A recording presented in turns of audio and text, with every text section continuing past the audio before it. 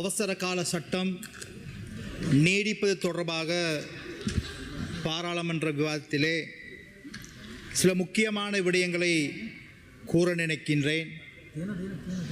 கடந்த காலங்களிலே இந்த அவசர கால சட்டம் நாட்டில் எதற்காக பயன்படுத்தப்பட்டது, எதற்காக கொண்டு வரப்பட்டது என்பது தொடர்பாக முழு நாட்டு மக்களுக்கும் திட்ட தெளிவாக தெரிந்த விடயம்.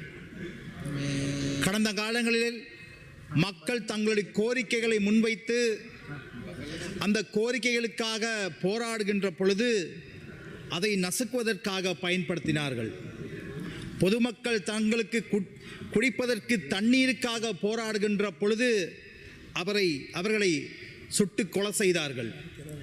அதே போன்று உண்மையை ஊடகங்கள் உரத்து சொல்லும் பொழுது ஊடக நிறுவனங்களுக்கு தீ வைத்தார்கள், ஊடகவியலாளர்களை சுட்டு கொண்டார்கள். ஒட்டுமொத்தமாக ஜனநாயக விரோத செயல்பாடுகளுக்கு இந்த ஜனநாயகத்தை பாதுகாப்போம் என்று கூறிக்கொண்டு ஜனநாயகத்துக்கு எதிரான செயல்களே கடந்த கால ஆட்சியாளர்கள் மேற்கொண்டதை இந்த உலகம் அறியும். அதே போன்று இந்த அவசர கால சட்டம் தொடர்பாக பொதுவாக இந்த நாட்டிலே சிறுபான்மை மக்களுக்கு எப்போதும் ஒரு பயம் இருக்கும். தங்களுக்கு எதிராக ஏதோ ஒரு வகையிலே இதை பயன்படுத்துவார்களா, தங்களுடைய குரல் வலையை நசுக்குவார்களா என்பது தொடர்பாக மக்கள் மத்தியிலே எப்போது ஒரு அச்சம் இருக்கும். ஆனால் எங்களுடைய ஜனாதிபதி அன்றகுமார் திசாநாயக் அவர்கள் ஏன் இந்த அவசர கால சட்டத்தை 53 நாட்களுக்கு முன்பு நடைமுறை செய்தார் என்பது தொடர்பாக நாம் அனைவரும் சிந்திக்க வேண்டும்.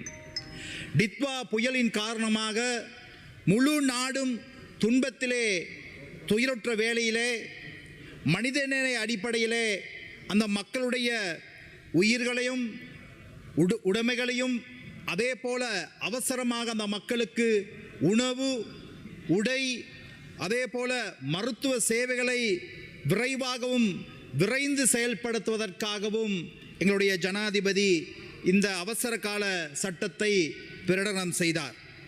எனவே இந்த அவசர கால சட்டத்தை பிரகடனம் செய்த கோரியது இந்த எதிர்க்கட்சியினர் தான்.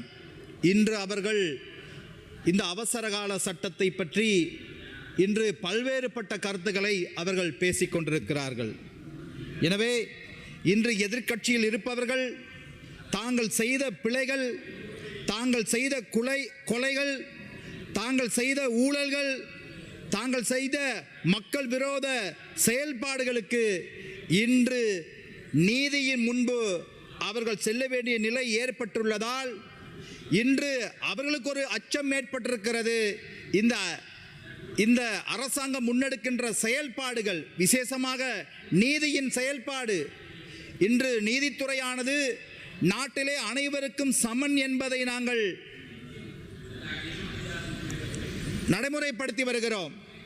இன்று கடந்த கால ஆட்சியாளர்கள் இருக்கலாம், அல்லது உயர் பதவிகளில் இருந்தவர்களாக இருக்கலாம், அவர்கள் பணக்காரர்களாக இருக்கலாம், அல்லது இந்த நாட்டிலே சாதாரண பொதுமகனாக இருக்கலாம். இன்று சட்டம் என்பது எல்லோருக்கும் சமன் என்பதை இன்று நாட்டிலே நாங்கள் பார்த்து கொண்டிருக்கிறோம்.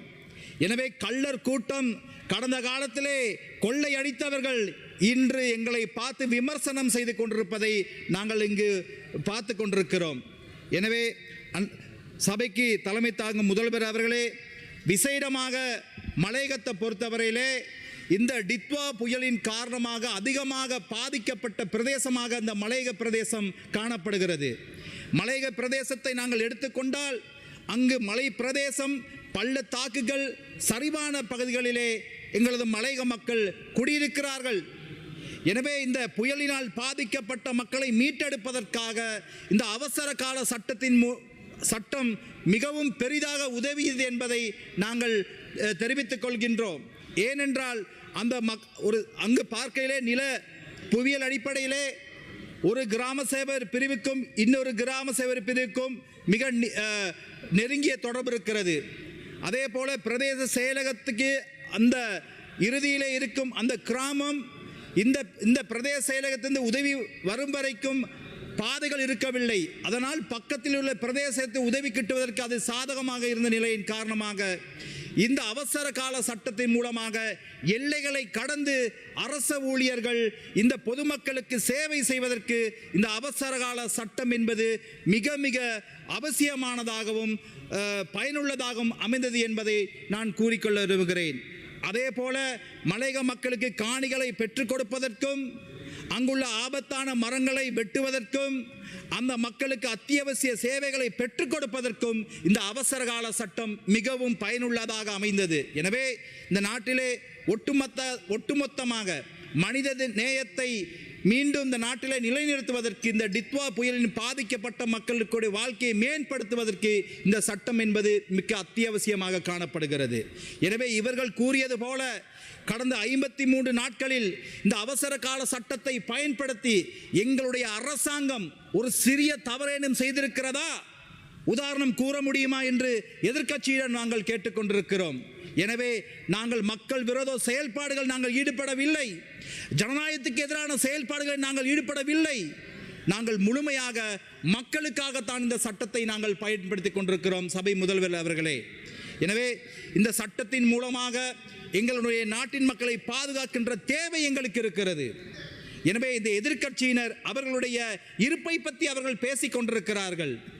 எனவே இந்த நாட்டினுடைய சிறுபான்மை மக்கள் மத்தியிலே சென்று பாருங்கள், மக்கள் என்ன கூறுகிறார்கள்.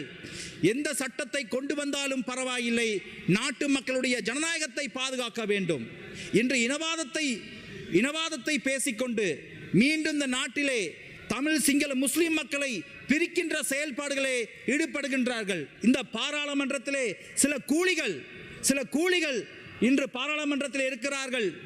அவர்கள் வெளிநாட்டினுடைய நிகழ்ச்சி நிலைக்கு ஏற்றவாறு இங்கு உரையாற்றிக் கொண்டிருக்கிறார்கள், செயல்பட்டு கொண்டிருக்கிறார்கள். எனவே மக்கள் தெளிவாக இருக்கிறார்கள். எனவே இந்த கூலிகளுக்கு அடுத்த தேர்தலிலே மக்கள் சரியான பாடத்தை கற்பிப்பார்கள் என்பதையும் நாங்கள் கூறிக்கொள்ள விரும்புகிறோம். அதே போல பாராளுமன்றத்திலே நாங்கள் பேசுகின்ற பொழுது, கருத்துக்களை தெரிவிக்கின்ற பொழுது இங்குள்ள விசேடமாக பெண் பாராளுமன்ற உறுப்பினர்களுடைய கௌரவம் பாதுகாக்கப்பட வேண்டும். ஆனால் இவர்கள் வாய்க்கு வந்ததை எல்லாம் என்னென்னமோ சொல்லி பெண்களை நிந்தனை செய்கின்ற விடயங்களில் ஈடுபடுகின்றார்கள். இதை நாங்கள் வன்மையாக கண்டிக்கிறோம் சபை முதல்வர் அவர்களே. அதே போல உங்களுக்கு தெரியும், கடந்த காலத்திலே மலையக மக்களுடைய மிக நீண்ட பிரச்சனையாக இருந்து காணப்பட்ட இந்த வீட்டு பிரச்சனை, இன்று நாங்கள் இந்த வீட்டு பிரச்சனைக்கு பல தீர்வுகளை நாங்கள் பெற்றுக் கொடுப்பதற்காக பல்வேறுபட்ட செயல் திட்டங்களில் நாங்கள் ஈடுபட்டு வருகிறோம். கடந்த 2025ஆம் ஆண்டு நாங்கள் ஒதுக்கப்பட்ட நிதியிலிருந்து கட்டப்பட்ட வீடுகள் இன்று மலையக மக்களுக்கு கையளிக்கப்பட்டு வருகின்றது. அதே போல சம்பள உயர்வையும் நாங்கள் பெற்றுக்கொண்டிருக்கிறோம். நான் இறுதியாக ஒன்றை கூறிக்கொள்ள விரும்புகிறேன் முதல்வர் அவர்களே.